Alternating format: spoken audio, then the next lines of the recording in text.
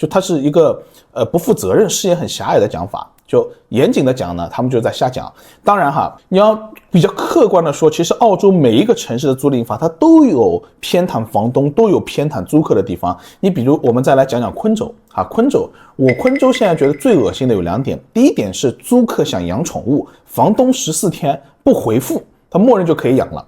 然后昆州23年也出了一个涨租的限制，很多人讲维州有这个有那个，他真的可能别的城市都没去过。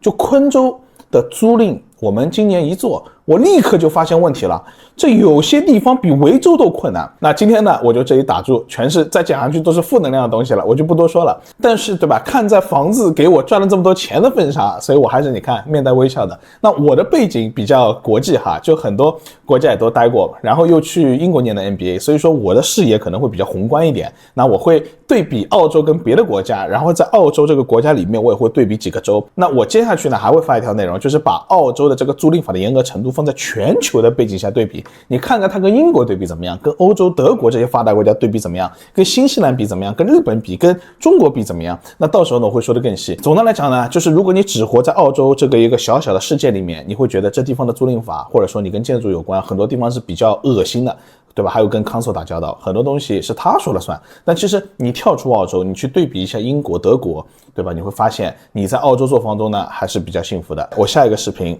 来数落别的国家的七宗罪。